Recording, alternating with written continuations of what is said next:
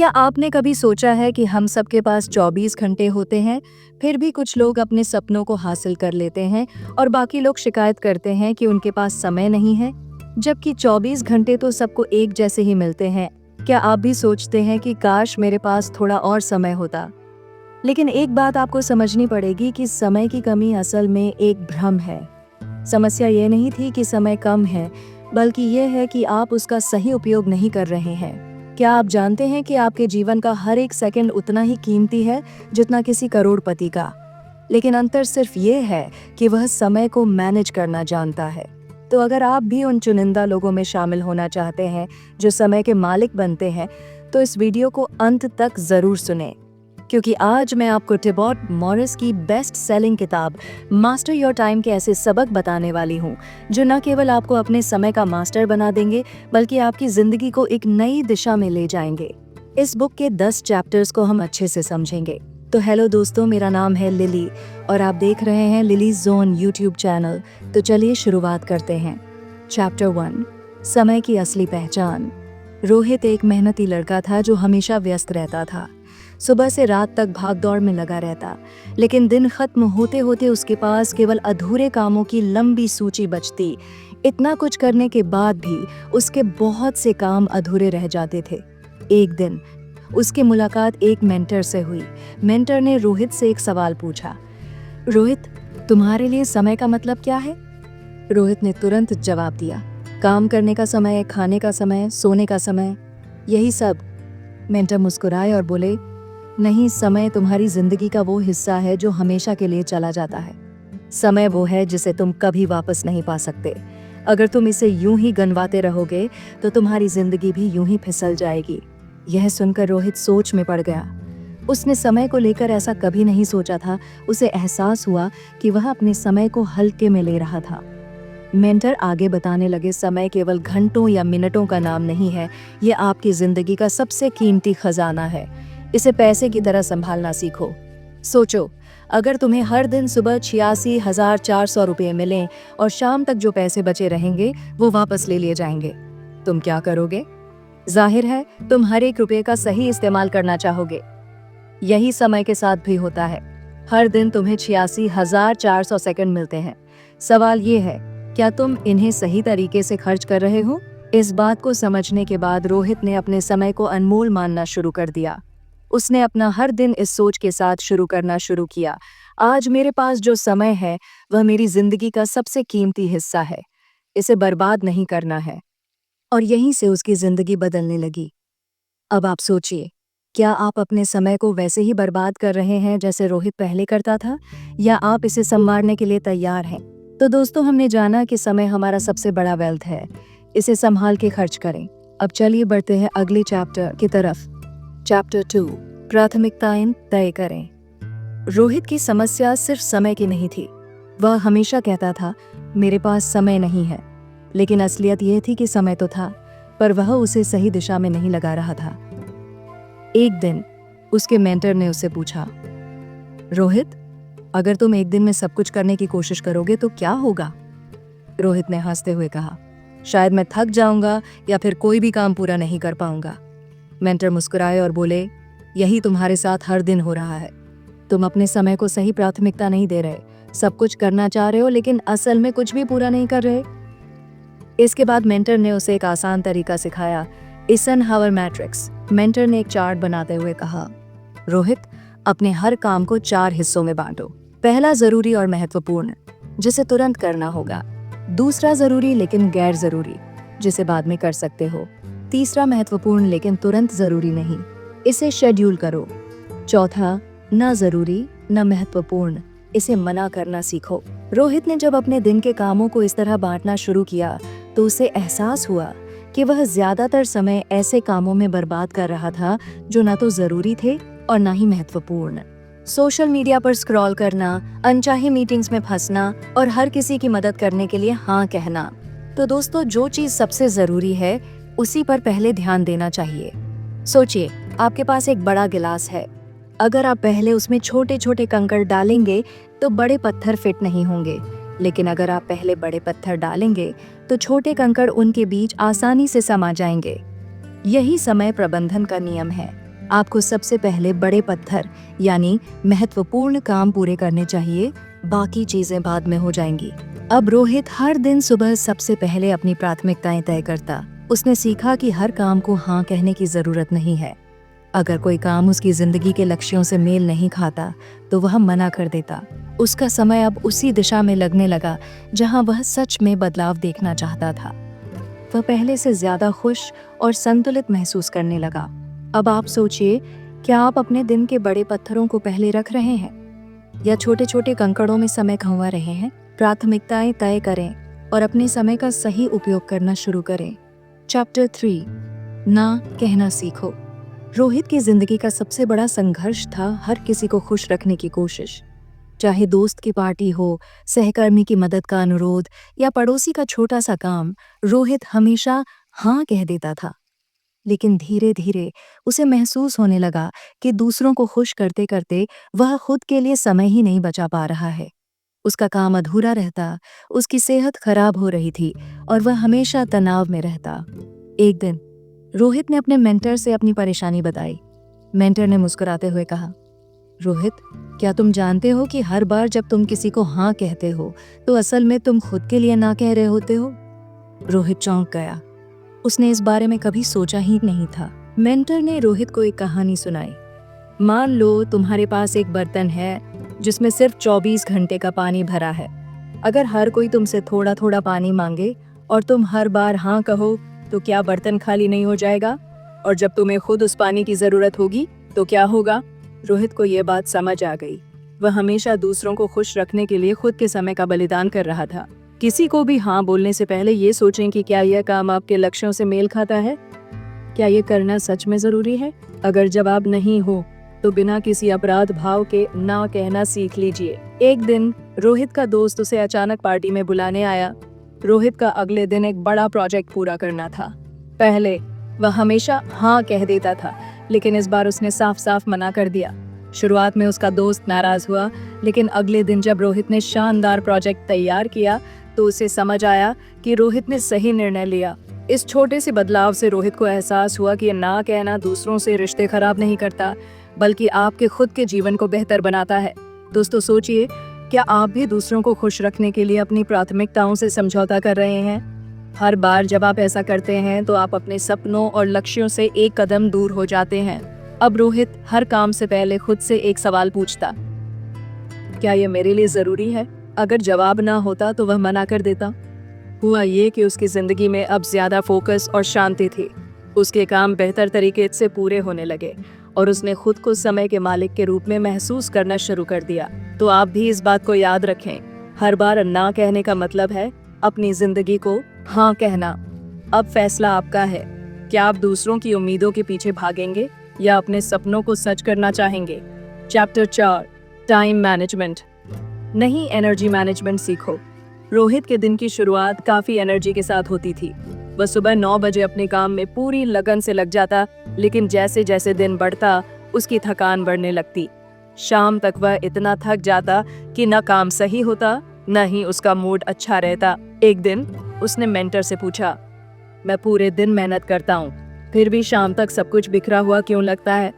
Mentor ने मुस्कुराते हुए कहा, समस्या समय की नहीं है रोहित, असल समस्या ये है कि तुम अपनी एनर्जी को सही तरीके से उपयोग नहीं कर रहे। मेंटर ने समझाया, हर इंसान की एनर्जी पूरे दिन एक जैसी नहीं रहती।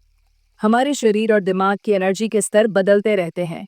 अगर तुम अपनी एनर्जी का सही तरीके से उपयोग करना सीख जाओ तो तुम अपने समय का ज्यादा असरदार उपयोग कर सकते हो। उन्होंने रोहित को 2 सरल कदम बताए।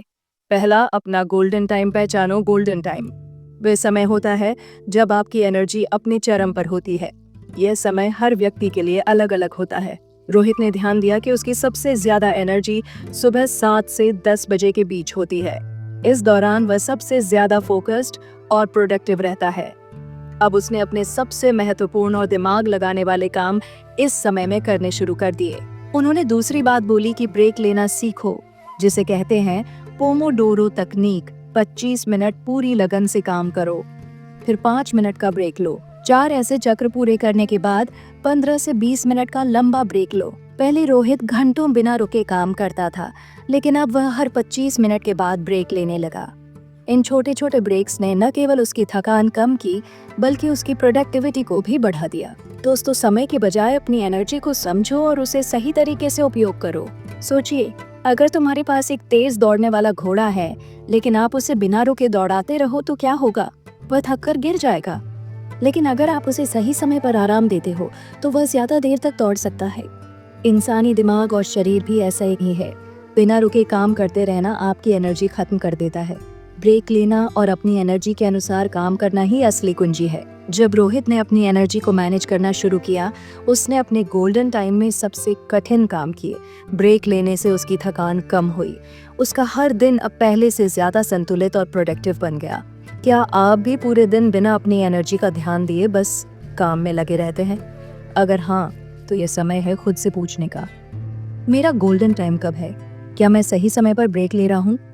याद रखें, टाइम मैनेजमेंट की असली ताकत एनर्जी मैनेजमेंट में छुपी है, जिसे बहुत से लोग समझ नहीं पाते और हमेशा समय की कमी बताते हैं।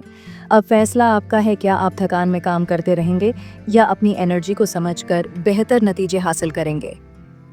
चैप्टर 5, मल्टीटास्किंग का भ्रम। रोहित का मानना था कि मल्टीटास्किंग यानी एक साथ कई काम करना उसकी सबसे बड़ी ताकत है। वह ऑफिस कॉल पर बात करते हुए ईमेल लिखता था, खाने के दौरान सोशल मीडिया स्क्रॉल करता और मीटिंग में बैठा बैठा अगले प्रोजेक्ट की योजना बनाता। लेकिन क्या हुआ?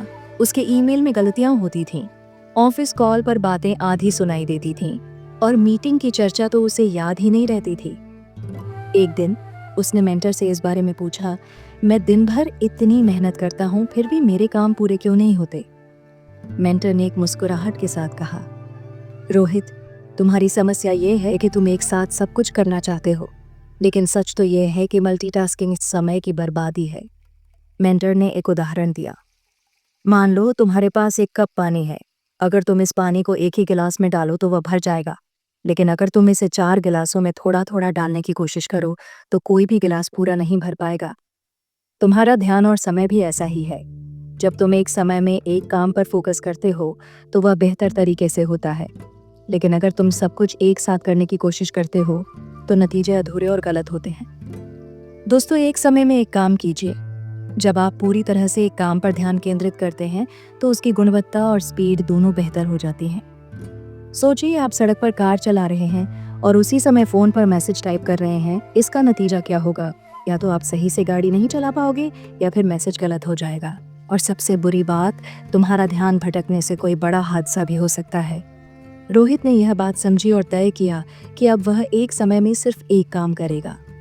मेंटर ने रोहित को एक प्लान बताया। 1. डेली प्लान बनाओ। दिन भर के कामों को छोटे छोटे हिस्सों में बांटो। हर काम को उसके समय स्लॉट में पूरा करो। 2. डिजिटल डिटॉक्स, यानी जब एक काम कर रहे हो तो फोन और अन्य डिस्ट्रैक्शन से दूर रहो। 3. माइंडफुलनेस, यानी हर काम को पूरी जागरूकता और ध्यान के साथ करो। पहले रोहित ऑफिस कॉल के साथ ईमेल लिखने की कोशिश करता था, लेकिन अब वह कॉल पर सिर्फ सुनता और नोट्स बनाता है। ईमेल लिखने का समय अलग रखता है। नतीजा, उसके ईमेल ज्यादा सटीक होते हैं। कॉल की बातें उसे साफ याद रहती हैं और वह पहले से ज्यादा काम कम समय में पूरा कर लेता है। तो दोस्तों, क्या आप भी एक साथ कई काम करने की कोशिश करते हैं? फोन पर बात करते हुए ईमेल टाइप करते हैं या मीटिंग में बैठकर दूसरे काम निपटाते हैं? याद रखें, मल्टीटास्किंग आपकी प्रोडक्टिविटी को कम करती है। मल्टीटास्किंग छोड़कर फोकस के साथ काम करें, क्योंकि असली सफलता एक काम को पूरी लगन और सही तरीके से करने में है। अब सोचिए, क्या आप भी अपने ध्यान को बर्बाद कर रहे हैं? अगर हाँ, तो रोहित की तरह अपनी आदत बदलें। एक समय में एक काम करने का नियम अपनाएं और अपनी जिंदगी को बेहतर बनाएं। चैप्टर 6, 80-20 नियम का जादू। रोहित हमेशा शिकायत करता था कि उसका दिन भर काम करते करते निकल जाता है, लेकिन नतीजा कुछ खास नहीं मिलता। वह खुद से पूछता, मैं इतना मेहनत करता हूँ फिर भी मेरे बड़े लक्ष्य क्यों अधूरे रह जाते हैं? एक दिन मेंटर ने उसे एक दिलचस्प सिद्धांत बताया, 80-20 नियम, जिसे परेटो प्रिंसिपल भी कहते हैं। मेंटर ने कहा, रोहित, क्या तुम जानते हो कि तुम्हारे 80% नतीजे सिर्फ 20% कामों से आते हैं? रोहित चौंक गया। उसने पूछा, इसका मतलब क्या है? 80-20 नियम का मतलब मेंटर ने समझाया। सोचो, तुम्हारे पास 10 काम है, लेकिन असल में उनमें से सिर्फ 2 काम ऐसे हैं जो तुम्हारे बड़े नतीजे लाने के लिए सबसे ज़रूरी है। बाकी 8 काम या तो कम महत्व के हैं या उन्हें बाद में भी किया जा सकता है। इस नियम ने रोहित की सोच ही बदल दी। उसने महसूस किया कि वह दिन भर उन 8 गैर जरूरी कामों में उलझा रहता था जो उसकी जिंदगी पर कोई बड़ा असर नहीं डालते थे। हर दिन यह पहचानो कि तुम्हारे सबसे जरूरी 20% काम कौन से हैं। पहले उन्हें पूरा करो। यही काम तुम्हें 80% सफलता दिलाएंगे। मान लीजिए आपके पास एक बगीचा है जिसमें 100 पौधे हैं। अगर आप हर पौधे को बराबर पानी दोगे तो हो सकता है कि कुछ पौधे ज्यादा अच्छे से बढ़ें और कुछ कमजोर रह जाएं। लेकिन अगर आप ध्यान दो तो पाओगे कि बगीचे की सुंदरता और फल देने वाले 80% नतीजे सिर्फ 20% पौधों से आते हैं। अगर आप इन 20% पौधों पर ज्यादा ध्यान देंगे तो बगीचा और भी अच्छा हो जाएगा। लेखक बताते हैं कि आपको 3 स्टेप्स पर ध्यान देना है। पहला, आप सबसे पहले अपनी टू डू लिस्ट बनाइए जिसमें पूरे दिन आपको क्या क्या काम कंप्लीट करना है लिखा हो। दूसरा स्टेप, सोचिए कि इनमें से 20% सबसे महत्वपूर्ण काम कौन से हैं जो आपकी प्रगति में असली योगदान देंगे। तीसरा स्टेप है, दिन की शुरुआत में ही उन्हीं कामों को कंप्लीट करने में लग जाइए। अब इसका नतीजा क्या होगा? आपका 80% समय उन कामों पर लगेगा जो सच में आपके लिए बहुत ज़रूरी है और जो आपके गोल्स की तरफ आपको लेकर जाएंगे। रोहित ने जब यह नियम अपनाया तो उसने देखा कि उसके छोटे छोटे प्रयासों से बड़े बड़े बदलाव आने लगे। उसकी प्रोडक्टिविटी और रिजल्ट दोनों पहले से कहीं ज़्यादा बेहतर हो गए। अब आप सोचिए, क्या आप भी अपने दिन के 20% ज़रूरी कामों पर फोकस कर रहे हैं या गैर ज़रूरी कामों में समय गंवा रहे हैं? याद रखें, 80-20 नियम का जादू आपकी जिंदगी बदल सकता है।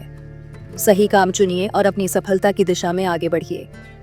चैप्टर 7, योजना बनाना और ट्रैक करना। रोहित का दिन अक्सर गड़बड़ और बिना दिशा के गुजरता था। सुबह उठते ही वह सोचता, आज क्या क्या करना है, और इसी सोच विचार में दिन का आधा समय निकल जाता। उसका काम अधूरा रह जाता और रात को सोते समय उसे लगता कि वह फिर से नाकाम हो गया। एक दिन उसके मेंटर ने उससे पूछा, रोहित, क्या तुमने कभी बिना नक्शे के लंबी यात्रा की है? रोहित ने कहा, नहीं, अगर नक्शा न हो तो मैं रास्ता भटक जाऊंगा। मेंटर मुस्कुराए और बोले, तो फिर अपनी जिंदगी की सबसे अहम यात्रा को बिना योजना के कैसे चला रहे हो? योजना का महत्व मेंटर ने समझाया। जीवन में सफल होने के लिए हर दिन की योजना बनाना जरूरी है। अगर तुम नहीं जानते कि तुम्हें क्या करना है तो तुम कभी सही दिशा में नहीं बढ़ सकते। और सिर्फ योजना बनाना ही काफी नहीं है, तुम्हें अपने कामों को ट्रैक भी करना होगा। टेक्निक 8, सुबह की योजना बनाओ। मेंटर ने रोहित को सलाह दी। 1, हर दिन सुबह 5 मिनट अपने कामों की सूची बनाने में लगाओ। 2, तय करो कि कौन से काम सबसे जरूरी हैं। 20% नियम याद रखें। 3, एक समय सीमा निर्धारित करो कि हर काम कब पूरा करना है। अब रोहित अपने दिन की शुरुआत बिना उलझन के करता था। उसकी टू डू लिस्ट उसकी राह को साफ कर देती थी। टेक्निक 2, रात को ट्रैक करो। दिन के अंत में रोहित अपने पूरे दिन की समीक्षा करता। उसने खुद से पूछा, क्या मैंने आज अपने सबसे जरूरी काम पूरे किए? कौन से काम अधूरे रह गए और क्यों? क्या मैं कल इसे बेहतर कर सकता हूँ?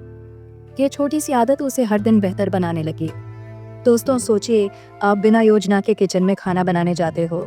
कोई सामग्री ठीक से नहीं रखी, न ही पकाने का तरीका तय है। क्या होगा? या तो खाना अधूरा रहेगा या खराब बन जाएगा।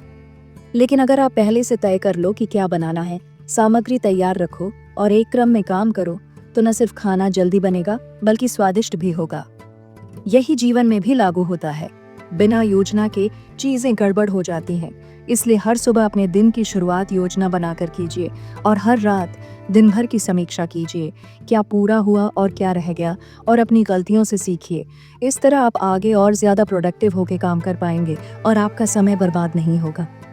इसे रोहित ने भी अपनाया। अब रोहित के पास एक साफ और व्यवस्थित दिनचर्या थी। उसकी सुबह की टू डू लिस्ट और रात की समीक्षा ने उसे एक मजबूत और संतुलित व्यक्ति बना दिया। अब वह हर दिन प्रगति देख सकता था। उसने अपने समय को पहले से कहीं ज्यादा प्रभावी तरीके से इस्तेमाल करना शुरू कर दिया। दोस्तों याद रखिए, जो मापा जाता है वही सुधारा जा सकता है। योजना बनाना और ट्रैक करना आपकी सफलता की सबसे बड़ी कुंजी है। तो क्या आप तैयार हैं हर दिन को अपने नियंत्रण में लेने के लिए? चैप्टर 8, डिजिटल डिटॉक्स, समय के सबसे बड़े चोर से बचें। रोहित की एक बड़ी आदत थी, सुबह उठते ही सबसे पहले फ़ोन चेक करना। इंस्टाग्राम, व्हाट्सएप और ईमेल देखते देखते उसकी आधी सुबह निकल जाती। काम करते समय भी बार बार उसका ध्यान फ़ोन की नोटिफिकेशन पर चला जाता। वह सोचता था बस 2 मिनट, लेकिन वही 2 मिनट घंटों में बदल जाते। शाम तक वह थका और खाली महसूस करता। उसे लगा कि वह दिन भर व्यस्त रहा, लेकिन नतीजे कुछ खास नहीं थे। एक दिन उसने अपनी परेशानी मेंटर से साझा की। मेंटर ने एक सवाल पूछा, रोहित, तुम्हारे समय का सबसे बड़ा चोर कौन है? रोहित ने झिझकते हुए कहा, शायद मेरा फ़ोन। मेंटर ने गंभीरता से कहा, रोहित, फ़ोन और सोशल मीडिया का काम तुम्हें जोड़ना है, लेकिन अगर तुम इसे नियंत्रित नहीं करोगे तो यह तुम्हें बर्बाद कर देगा। डिजिटल उपकरण समय के सबसे बड़े चोर हैं, और बुरी बात यह है कि हमें इसका पता भी नहीं चलता। मेंटर ने उसे समझाया कि फ़ोन, सोशल मीडिया और नोटिफिकेशन हमारी उत्पादकता को खा जाते हैं। अगर तुम सच में अपने समय का सही उपयोग करना चाहते हो तो अपने डिजिटल व्यवहार पर नियंत्रण पाना सीखो। मेंटर ने रोहित को डिजिटल डिटॉक्स के लिए 3 सरल नियम बताए। 1. सुबह की शुरुआत फ़ोन से नहीं, खुद से करो। रोहित ने पहले दिन की शुरुआत सोशल मीडिया चेक करके की, लेकिन अब उसने तय किया कि सुबह का पहला घंटा वह खुद पर लगाएगा। वह अपनी टू डू लिस्ट बनाता, थोड़ा योग और ध्यान करता और अपने सबसे ज़रूरी काम पर ध्यान लगाता। और ऐसा करने से उसकी सुबह अब पहले से ज़्यादा शांत और प्रोडक्टिव बन गई। 2. एक तय समय पर ही सोशल मीडिया का इस्तेमाल करो। मेंटर ने कहा, हर दिन सोशल मीडिया का इस्तेमाल करने के लिए एक समय तय करो। बस उतने ही समय के लिए इसे इस्तेमाल करो, बाकी समय इसे नज़रअंदाज करना सीखो। रोहित ने तय किया कि वह दिन में सिर्फ रात 9 बजे 20 मिनट के लिए सोशल मीडिया देखेगा। उसने नोटिफिकेशन बंद कर दिए और अनावश्यक ऐप्स डिलीट कर दिए। नतीजा ये हुआ कि अब उसका ध्यान काम पर रहता था और उसका समय पहले से कहीं ज्यादा बचने लगा। 3. स्क्रीन के बिना समय बिताओ। रोहित ने दिन का एक हिस्सा स्क्रीन के बिना बिताने का नियम बनाया। वह शाम को परिवार के साथ बात करता, किताब पढ़ता और अपने शौक जैसे पेंटिंग और म्यूजिक में समय लगाता। उसने महसूस किया कि बिना स्क्रीन के बिताया समय उसकी जिंदगी में सुकून और खुशी ला रहा था। दोस्तों, आप भी इन स्टेप्स को फॉलो कर सकते हैं। डिजिटल उपकरणों का सही इस्तेमाल कीजिए, ये आपकी मदद के लिए हैं, न कि आपको नियंत्रित करने के लिए। आप भी दिन भर के फ़ोन, नोटिफिकेशन और सोशल मीडिया से बाहर आइए। याद रखिए, टेक्नोलॉजी का बॉस खुद बनिए, उसका गुलाम मत बनिए। समय लौटकर नहीं आता, लेकिन डिजिटल उपकरणों को नियंत्रित करना हमेशा आपके हाथ में है। चैप्टर 9, छोटे कदम, बड़े बदलाव। रोहित अपनी जिंदगी में बड़े बदलाव लाने के सपने देखता था। वह सोचता था, मैं रोज एक्सरसाइज करूंगा, अपनी स्किल्स बेहतर बनाऊंगा और ज्यादा पढ़ाई करूंगा। लेकिन जब वह इन बड़े बदलावों को एक साथ लागू करने की कोशिश करता तो कुछ दिन बाद ही सब कुछ छोड़ देता। उसे लगता था कि इतने सारे बदलाव एक साथ लाना नामुमकिन है।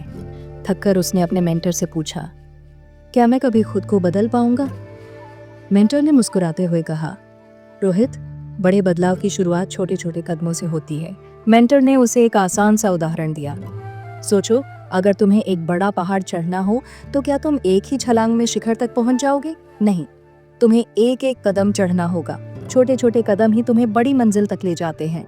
उन्होंने समझाया कि बदलाव को टिकाऊ बनाने के लिए एक समय में सिर्फ एक आदत पर फोकस करना जरूरी है। मेंटर ने रोहित को 21 दिनों का नियम सिखाया। अगर तुम किसी नई आदत को 21 दिन तक लगातार करते हो तो वह तुम्हारी जिंदगी का हिस्सा बन जाती है, और एक बार जब वह आदत पक्की हो जाए तो अगली आदत पर काम करो। सबसे पहले रोहित ने सुबह जल्दी उठने की आदत पर काम करना शुरू किया। उसने तय किया कि वह अगले 21 दिन तक सुबह 6 बजे उठेगा। पहले कुछ दिन उसे मुश्किल हुए, लेकिन धीरे धीरे उसका शरीर और दिमाग इस आदत के लिए तैयार हो गए। 21 दिन के बाद सुबह जल्दी उठना उसकी जिंदगी का हिस्सा बन गया। अब रोहित ने अपनी दूसरी आदत पर काम करना शुरू किया, रोज 15 मिनट एक्सरसाइज करना। उसने ज्यादा समय देने की कोशिश नहीं की, बल्कि छोटे और आसान कदम उठाए। कुछ ही हफ्तों में यह आदत भी उसकी दिनचर्या का हिस्सा बन गई। तो दोस्तों, आप भी 3 सिंपल स्टेप्स अपना सकते हैं। पहला, बड़े बदलाव लाने की कोशिश मत कीजिए। दूसरा, एक समय में सिर्फ एक आदत पर ध्यान दीजिए। और तीसरा, हर नई आदत को 21 दिन तक लगातार फॉलो कीजिए। सोचिए, आपको एक खाली टंकी को भरना है। अगर आप पानी की बड़ी बाल्टी उठाने की कोशिश करेंगे तो बर्तन गिर सकता है, लेकिन अगर आप किसी छोटे जग से पानी को बार बार भरकर डालोगे तो धीरे धीरे वह टंकी भर जाएगी। जिंदगी के बदलाव भी ऐसे ही होते हैं। हर दिन एक छोटा कदम लेने से धीरे धीरे बड़ा बदलाव देखने को मिलते हैं। तो आप भी आज से शुरुआत करें। बस एक छोटा कदम लें और उसे 21 दिन तक निभाएं, क्योंकि छोटे छोटे कदम ही बड़े बदलाव की ओर ले जाते हैं और यही बदलाव आपकी जिंदगी को बेहतर बना देंगे। चैप्टर 10, खुद को पुरस्कृत कीजिए। रोहित ने अपनी जिंदगी में कई छोटे छोटे बदलाव लाने शुरू कर दिए थे। वह अब समय का बेहतर उपयोग कर रहा था, प्राथमिकताएं तय कर रहा था और एक समय में एक काम पर ध्यान दे रहा था। लेकिन एक समस्या अब भी थी। कभी कभी उसे अपनी मेहनत के बावजूद आगे बढ़ने की प्रेरणा नहीं मिलती थी। एक दिन उसने मेंटर से कहा, मैं कोशिश तो कर रहा हूँ, लेकिन कई बार मुझे लगता है कि मेरे प्रयासों का कोई मतलब नहीं है। मुझे आगे बढ़ने की ऊर्जा नहीं मिलती। मेंटर ने मुस्कुराते हुए कहा, रोहित, तुम्हें खुद को पुरस्कृत करना सीखना होगा। हर छोटा कदम एक बड़ी जीत की ओर ले जाता है और हर जीत पर खुद को इनाम देना जरूरी है। खुद को इनाम देना क्यों जरूरी है? मेंटर ने समझाया, जब तुम खुद को किसी काम के लिए पुरस्कृत करते हो तो तुम्हारा दिमाग उस काम को दोबारा करने के लिए प्रेरित होता है। यह तुम्हारे प्रयासों को सकारात्मक रूप से मजबूत करता है और तुम्हें लगातार मेहनत करने के लिए उत्साहित करता है। मेंटर ने रोहित को खुद को पुरस्कृत करने के लिए 3 आसान तरीके बताए। पहला, छोटे लक्ष्यों पर छोटे इनाम। हर छोटे लक्ष्य को पूरा करने पर खुद को एक छोटा इनाम दो। ये इनाम कुछ ऐसा हो सकता है जो तुम्हें खुशी दे। अगर तुमने एक सप्ताह सुबह जल्दी उठने की आदत निभाई तो खुद को अपनी पसंदीदा कॉफी खरीदने दो। अगर तुमने एक प्रोजेक्ट समय पर पूरा किया तो अपने लिए एक फिल्म देखने का समय निकालो। रोहित ने यह आदत अपनाई। जब उसने अपने 21 दिन के पहले लक्ष्य को पूरा किया तो उसने अपनी पसंदीदा किताब खरीदी। यह छोटा सा इनाम उसे आगे और मेहनत करने के लिए प्रेरित करता रहा। दूसरा, बड़े लक्ष्यों पर बड़ा इनाम। अगर तुमने कोई बड़ा लक्ष्य हासिल किया है तो खुद को बड़ा इनाम देने से मत हिचको। ये तुम्हारी मेहनत का जश्न है। रोहित ने जब अपने 6 महीने का लक्ष्य हासिल किया तो उसने अपने लिए एक नया गैजेट खरीदा। उसने महसूस किया कि यह बड़ा इनाम उसके प्रयासों का सम्मान है। तीसरा, हर इनाम को महसूस करो। मेंटर ने कहा, इनाम को सिर्फ भौतिक चीजों तक सीमित मत रखो। अपनी मेहनत और सफलता को दिल से महसूस करो। खुद की तारीफ करो और गर्व महसूस करो। रोहित ने सीखा कि खुद को तारीफ भरे शब्द देना भी एक इनाम है। जब भी उसने कोई लक्ष्य पूरा किया, वह खुद से कहता, तुमने यह कर दिखाया और तुम इससे भी बेहतर कर सकते हो। दोस्तों, आप भी खुद को प्रेरित रखने के लिए छोटे छोटे प्रयासों को पहचानिए और उन्हें इनाम दीजिए। तो अगली बार जब आप कोई छोटा सा भी लक्ष्य पूरा करें तो खुद से पूछें, क्या मैं अपनी मेहनत को पहचान रहा हूँ? क्या मैंने खुद को इनाम दिया? क्योंकि खुद को पुरस्कृत करना सिर्फ खुशी देने वाला नहीं है, ये आपके बड़े सपनों की ओर बढ़ने का सबसे ताकतवर तरीका है। तो आज से हर छोटी जीत का जश्न मनाना शुरू करें। याद रखें, छोटी छोटी खुशियां ही बड़ी सफलता की नींव रखती हैं। तो दोस्तों, मास्टर योर टाइम से हमने सीखा कि टाइम मैनेजमेंट सिर्फ एक कला नहीं, बल्कि एक ऐसी आदत है जो हमारी जिंदगी को पूरी तरह बदल सकती है। याद रखें, हर सेकंड कीमती है। प्राथमिकताएं तय करिए, एक समय में एक काम पर फोकस करिए और अपनी छोटी छोटी जीतों का जश्न मनाना मत भूलिए। अगर आपको ये वीडियो और इसमें बताए लेसन्स प्रेरणादायक लगे तो इसे अपने दोस्तों और परिवार के साथ ज़रूर शेयर करें।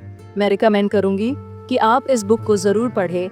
इसे खरीदने के लिए आप इसे हमारे डिस्क्रिप्शन में दिए लिंक से इसे खरीद सकते हैं। और हाँ, अगर आप ऐसी ही मोटिवेशनल कहानियाँ और जीवन बदलने वाले सबक सीखना चाहते हैं तो हमारे चैनल को सब्सक्राइब करना न भूलें। बटन दबाइए और हमारे साथ अपनी ज़िंदगी को बेहतर बनाने की इस यात्रा में शामिल हो जाइए। तो आज से शुरुआत करें, अपने समय को अपने कंट्रोल में लें और अपने सपनों को हकीकत में बदलें। आपका कीमती समय देने के लिए धन्यवाद। मिलते हैं अगले वीडियो में।